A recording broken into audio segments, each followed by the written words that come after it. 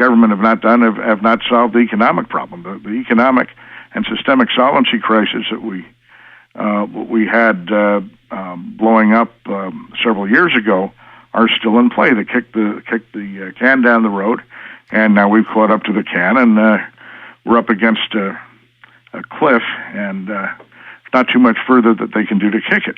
But if they feel there's a risk of systemic collapse, talking banking system, again, I would fully expect they'll do everything they can to prevent it from happening. It's, again, not just U.S., but global. I mean, we'll talk of the fantastic sums lent by the Fed to foreign banks in the last crisis. If they know what's happening, if they know where the threat is, they'll find a way to prevent it from collapsing and threatening the rest of the system. So bring us to 2014. What are you envisioning is underway in the next couple of years? Well, right now in 2012, I figured things would come to a head about this time, and they have started to. The people in Washington. 2012 or 2011? 2012. Okay. 2011. Okay. I'm operating a year ahead here in my mind. No, what we've just been through. I know we're in 2011. Right. The government demonstrated that it does not have the political will to fix the system, and it would be extremely painful for them to do so. How would they do it, though? That's what I don't understand. I'm lost. Explain it. Well, they basically, I mean, we've gone too far here.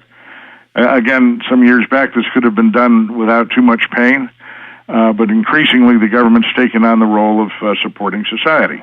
It does not have the ability to support society as it's trying to do it, basically because the demographics no longer allow it. We have an aging population that is looking to drain a lot out of the system in Social Security and Medicare. That was all set up for them. And you have a government right now that's intent upon expanding the social programs. We already have the health care program in place. There's just no ability to raise adequate funding to cover that, which dooms you eventually to hyperinflation. And initially, I was looking at that towards the end of the decade. But because of the crisis, because of the way it was handled, the way it's being handled now, I think what we're seeing now will take us into a hyperinflation. I can't give you precise timing on it. I put an outside time of 2014 on it. But I think we're in the early throes of the factors that will do that. Key here is the U.S. dollar. It is the world's reserve currency. It's not just the U.S. money supply, but it's U.S. money supply that's also outside the United States. That's not measured in the traditional money supply measures. About $7 trillion in cash sitting out there that can be dumped on the U.S. overnight if people lose confidence in the dollar, and they're losing confidence in the dollar. That's what we've been seeing the last couple of weeks. If you look at what in the wake of this great deal that was put together in Washington, and I use it great facetiously, you have the dollar basically is seen an extraordinary plunge. I mean, you look what happened to gold, and we're seeing some profit taking now.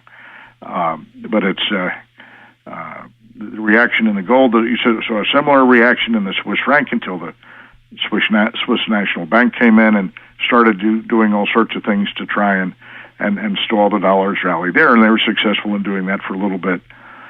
But when you have the fundamentals in play, there's very little that intervention does on a long-term basis.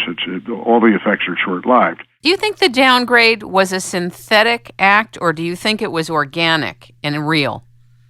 In other words, do you feel that was a manipulated function, or they're reflecting the truth? It's not as it appears. I'd like to know your take on it at this time, to whatever you're comfortable to share. Alan Greenspan explained it. He says there's no risk for U.S. debt because we can always print the money. That is the way rating agencies traditionally look at sovereign states and the rating their debt in the sovereign currency. So on that basis, you would never see a downgrade from a AAA for the U.S. dollar. Now, the rating is it's a measurement of risk of default. And if it's just a matter of the U.S. running the printing presses, there's no risk of default. Therefore, you have a AAA rating. With the debt ceiling, though, and the threat that maybe the debt ceiling would not be raised and that there would be an actual event of default, that risk of default went above zero. And so from that standpoint, whether it was a risk of default in August or risk of default the next time the debt ceiling comes up, they were justified in lowering the debt rating. Okay, that's what it really had nothing to do with whether or not they were bringing things under control. Again, they can always print the money, but it's because you had this artificial limit on that. Well, it's not artificial; it's a real limit on it that actually raised the risk of default.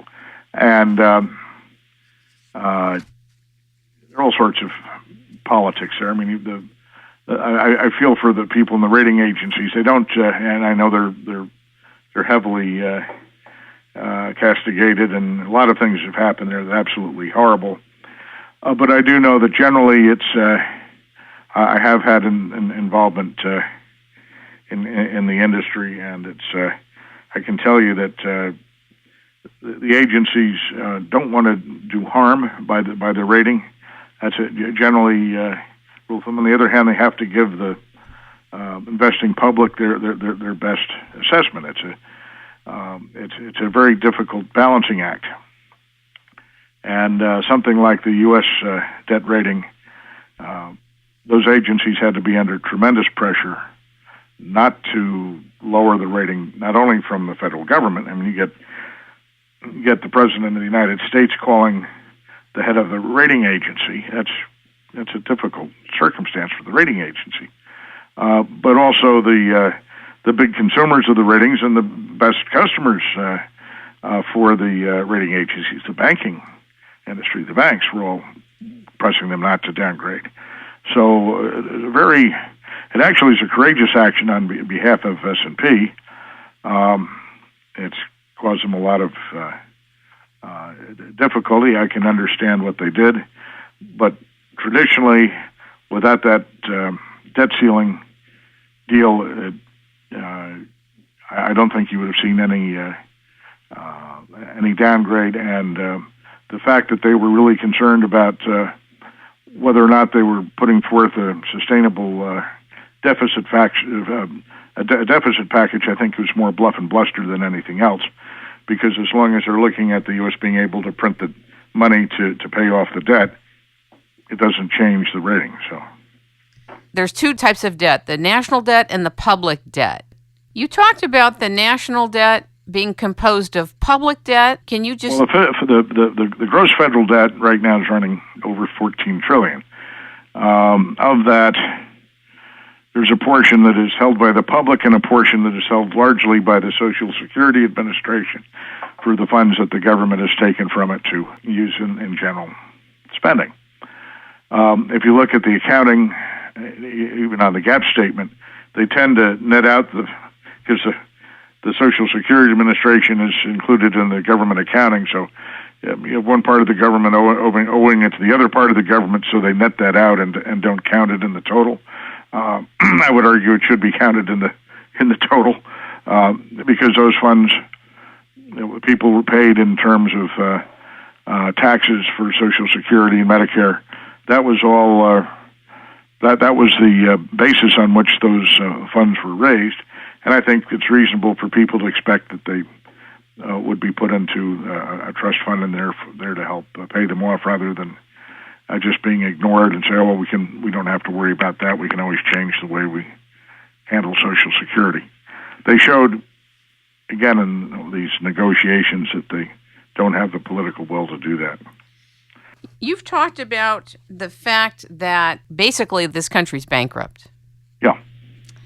And for those people listening to a lot of different elements of what you're saying, this is, I guess, where we start to embrace hyperinflation. And what is systemic collapse of the currency? I really want to leave people with the clarity that and I'd like you to talk about this, that even those of us